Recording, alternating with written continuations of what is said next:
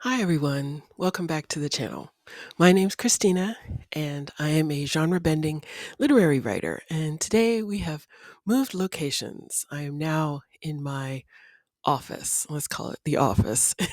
It's really a dining room, but I have converted it into a office so I can house all my books. And as you can see over here in the corner, I do not have enough shelf space for all of my books. So, yeah, I don't know what to do with that, but I'm not getting rid of them. So right now they just sit in a box. But today I want to talk about long term goals and how to achieve them, specifically pertaining to writing, but this could be for any long term goal. So we just got done with November. It's National Novel Writing Month, NaMoWriMo. I'm sure you've seen dozens of videos about NaMoWriMo. And even if you didn't write the 50,000 words, but you got words on the page or you completed something, you should give yourself a round of applause because a lot of people don't. A lot of people give up. Life gets in the way, kids, family, school, work, whatever it happens to be, and you just don't get around to finishing it on time. So, if you did achieve something, definitely give yourself a pat on the back, a round of applause, because you did something that a lot of people don't do. Now, if you're someone like me who doesn't really do NaMoWriMo, but you do want to do long term goals. Yours truly just passed 20,000 words for her rough draft novel. And I have to say, I am very happy about that. It has been a long time since I have finished anything over 5,000 words. I think that's probably the longest I have written anything. And it is a struggle. Right now, I am in the middle of it and I am feeling the effects of sticking with something for so long and you're not at the finish line yet. I'm just getting tired of writing this story and I want it to be done. I'm pretty sure when I finally finish, it's going to be a lot shorter than it should be, but right now, I don't care. I'm not worried about word count. I'm not worried about character development. I'm not worried about pacing. I am just worried about getting a beginning, a middle, and an end. That's what I want. That's what I want for this story. The rewrite, I can go back and do all of that stuff. I'll probably read or reread, like Save the Cat, and these books right here. See all of these? These are all books on writing that I have collected over the years. And some of them are actually very, very helpful. So I will probably go back and reread some of those. But I do want to talk about people who don't know how to do long term goals. Now, if you clicked on this, I'm sure after you watch it, YouTube's going to give you a whole bunch of videos after that on productivity and organization and how to achieve goals and all of that. Plus, a lot of that stuff is really big right now. We're coming up on the end of the year and the beginning of the year. And as we all know, January is New Year, New You. So people set a lot of long term goals, a lot of goals they want to do over the course of a year or longer. And so you're going to get bombarded with that. But I personally want to just talk about one aspect of setting a long term goal because I think this is the reason that anybody achieves anything long term. You can have as many apps on your phone as you want to. You can have as many colored highlighters if you want to. You can write yourself sticky notes till the cows come home. But if you don't have this one thing, you're not going to get this goal done. And that one thing is your why. Why do you want to achieve this goal? Why are you writing this novel? Why do you want to get this novel published? Why are you doing this YouTube? Why are you paying off debt? Why are you doing any of this?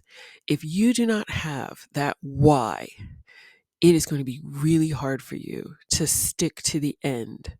Either it's the bitter end or the glorious end, but why? Why are you doing this?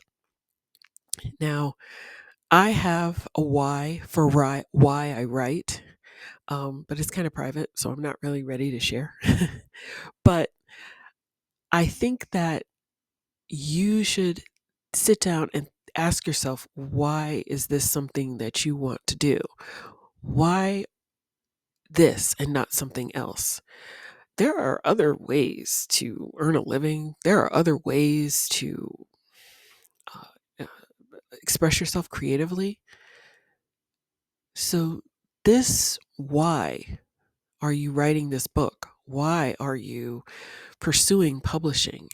That's probably something that you need to examine because that will give you the motivation to finish something. I'm going to talk a little bit about some stories. So, forgive my babbling, but I want to talk about something that happened to me about 20 years ago. I worked at a publishing company in the mid 2000s, and I had a coworker who was also a writer, and she was about 10 years older than me. She had been married, divorced, remarried, and she had kids. And she, as far as I know, didn't go on to keep writing. Um, she eventually left the East Coast and she moved back to the Midwest, and we lost touch. So I don't know. Maybe she has stuff published now. But I was writing a novel at the time, and I finished the novel, and I started sending it out into various publishers. I was taking classes at the local writer center near me. I was doing all the things, and she kind of wasn't. And that doesn't mean that she wasn't a writer, but her reasoning for not doing the work, not writing, was that she just didn't have time. It wasn't a priority. And I was working the same job as her, although I was not divorced with two kids, about to remarry somebody else. So I wasn't in that position. Um, but about a few years, about a few years, she came in one day and she had a book of poetry by her aunt, who was in her 60s and had finally published her first book of poetry. Now, this was before Kindle publishing, before you could self publish with a snap of your fingers. So she had actually gone out and found a publisher to publish her poetry. And I remembered my coworker saying, "You see, it's never too late. It's never too late." And I agreed with that. Some people, they have to put their writing ambitions on hold because other things are coming along. But they do eventually come back to it because they're why. And I think that that was my coworker. She really did love writing. She really did love reading. She was a big fantasy reader. She named one of her kids after a character in Lord of the Rings. So, and and I expect that she would probably say that she still writes occasionally, and she might even go back to it. She would be in her 50s now, and her kids would be grown. So she probably is now still writing, maybe not trying to get published, but she's still writing.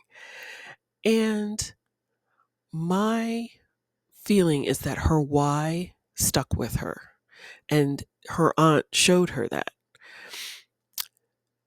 So when you go into these long term goals, especially for writing, it is important to hold on to that why.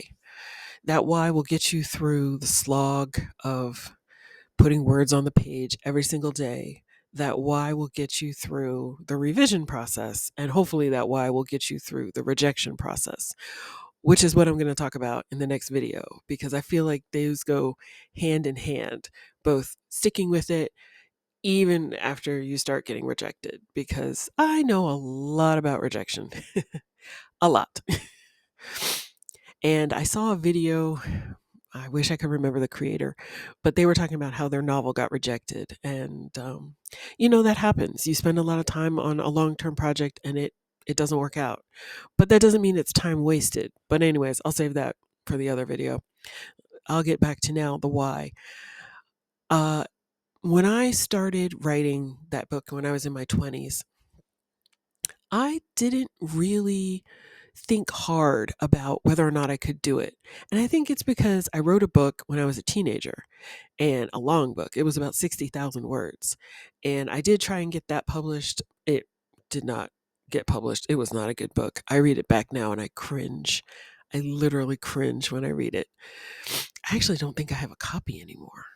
I don't know. Anyway, uh but I started this book in my 20s and I just decided to just go for it. When I thought about whether or not I could do it, my first thing was, well, I had written a book when I was a teenager, so I can write a book now in my 20s. I also thought about the fact that I had done another long term project, which was college. I had gone to school for 4 years and gotten a degree. So I could do a long term project because I had I had gone to college and I had gotten a degree, which is a long term commitment. You commit yourself for 4 years, you commit a lot of money. Some of it you have to pay back for years. So, going into a book, if you have those sort of goals that you've already hit, those milestones you've already done, then you know you have the discipline to finish a book.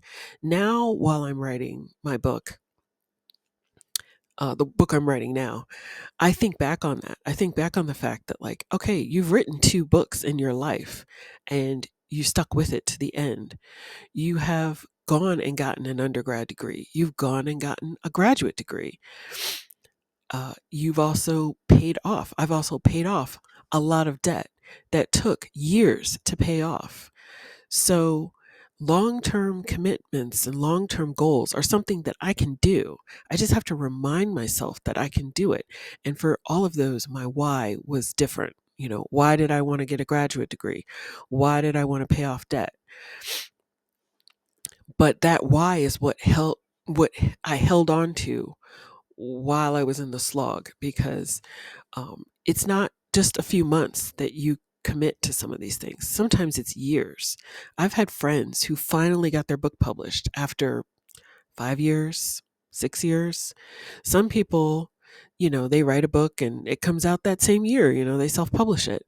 But I know a few people that have been working years on a project and it finally gets published. I have a blog that I've been writing on since 2009. So I know about committing to writing long term because that's over a decade. It'll be 16 years this February 2025. So I know a lot about committing to a long term goal. And as I said before, I think the number one thing that keeps me going is my why. I always, when I plan out something big, I ask myself, why are you doing this? You don't have to. Nobody's waiting for this book. Nobody's saying, oh my God, I can't wait to buy it. Oh my God, it'll change my life. Nobody's saying that to me. So I have to sit down and I have to ask myself, why are you writing this? Why are you committing yourself to this? And when I get clear about why it is that I'm doing what I'm doing, there's no stopping. There's no pausing. I might take a break briefly. Like yesterday, I didn't write because I was exhausted. It was Friday, end of the week, full work week for me. But today, I'm ready to write. I'm ready to get back to it. And I think it is because I have my why. I know why I'm doing this. And it may not be for some big, existential reason. This is my reason for existing. It doesn't have to be that. It can just be as simple as I freaking love this story and I want to tell it. So, as you look at your New Year's goals, I want you to think hard about your why, because that is what is going to keep you motivated. That is what is going to keep you working, and that is what you're going to use to succeed and get everything you want. Okay, everybody. Well, thank you for listening to my little ramble. I appreciate it. I also would appreciate if you had dropped a like, subscribed. I would love, love, love to get monetized in early 2025. So thank you so much for watching, and I will see you all on the next video. Bye.